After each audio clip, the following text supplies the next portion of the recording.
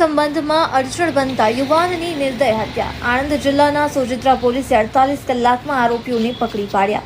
લોખંડના પાઇપથી બર્બરિક મારપીટ બાદ યુવાનની હત્યા. સોજિત્રા પોલીસની ઝડપી કાર્યવાહીથી ગુનો ઉકેલાયો.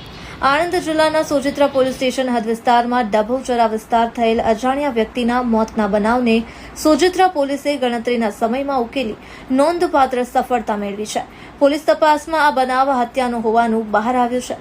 પોલીસ સુપ્રિન્ટેન્ડન્ટ આણંદના માર્ગદર્શન તથા પોલીસ અધિક્ષક અને અન્ય ઉચ્ચ અધિકારીઓના નિર્દેશન હેઠળ Sojitra police sub inspector CC ચૌધરીએ સઘન તપાસ હાથ ધરી હતી.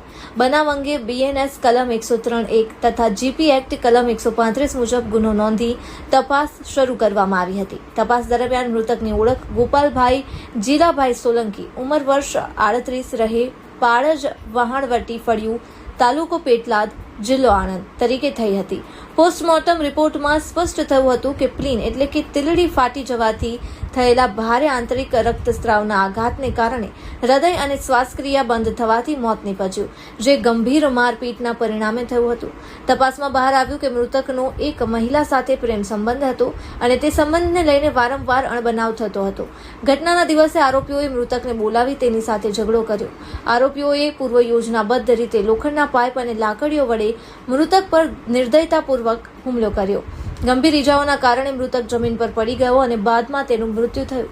વધુ તપાસ દરમિયાન ટેકનિકલ સર્વેલન્સ, કોલ ડિટેલ્સ અને સીસીટીવી ફૂટેજના આધારે પોલીસ આરોપીઓ સુધી પહોંચવામાં સફળતા મેળવી હતી. બનાવમાં સંડોવાયેલા આરોપી સુરેશ રમેશ તળપદા, ઉંમર વર્ષ 31, રહે સોજિત્રા, અને વિજય કનુભાઈ તળપદા, ઉંમર વર્ષ 25, રહે સોજિત્રાની ઝડપી પાડી કાયદેસરની કાર્યવાહી હાથ ધરવામાં આવી છે.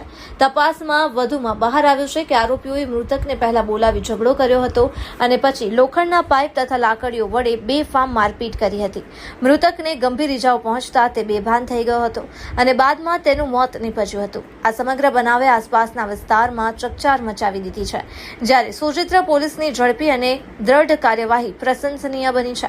પોલીસ દ્વારા આરોપીઓ સામે કડક કાયદેસરની કાર્યવાહી હાથ ધરવામાં આવી છે અને વધુ તપાસ ચાલુ છે. અહેવાલ શૈલેષ પંડ્યા, ખંભાત, આણંદ. ગઈ 16/4/2026 રોજ સોજિત્રા ખાતે એક અકસ્માત મોતનો ગુનો દાખલ કરવામાં આવ્યો હતો, જેમાં મરણ જનાર છે એ એમની રિક્ષા લઈને જતા હતા અને સોજિત્રા નાયરા પેટ્રોલ પંપ આગળ એ નીચે પડી ગયેલા અને મોઢામાંથી ફીણ આવતું હતું. જે આધારે 108ને કોઈ કોલ કરેલો અને એમને હોસ્પિટલ લઈ ગયેલા, જ્યાં એમને મૃત જાહેર કરવામાં આવેલા હતા. આ અકસ્માત મોતની તપાસ ચાલુ હતી.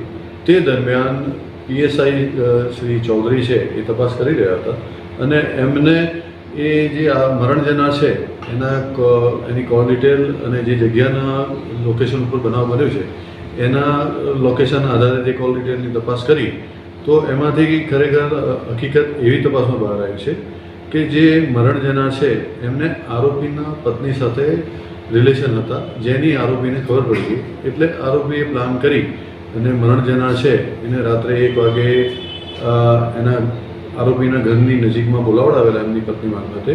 અને આરોપી જે છે સુરેશ રમેશભાઈ તળપદા, એણે અને એના મામા છે, કુટુંબી મામા વિજયભાઈ કનુભાઈ તળપદા, આ બંને ભેગા થઈ અને પ્લાન કરી અને જે મરણ જનાર છે રાત્રે 1 વાગે રિક્ષા લઈને આવેલા અને આરોપીના ઘર તરફ જઈ રહ્યા હતા. એ દરમિયાન પાછળથી જાડી પાઇપ અને લાકડાથી હુમલો કરી અને એમને ઈજા કરી અને પછી ત્યાંથી એ લોકો નીકળી ગયેલા અને જે મરણ જનાર છે એ સારવાર દરમિયાન ગુજરી ગયેલા. અને આ આખી જે તપાસ જે છે એ કોલ ડિટેલ આધારે તપાસમાંથી આ હકીકત જણાઈ આવેલી, જે આધારે આ બંને આરોપીને એરેસ્ટ કરેલા છે અને જે આરોપીઓ 27/4/2026 17 સુધીના પોલીસ રિમાન્ડ પર છે.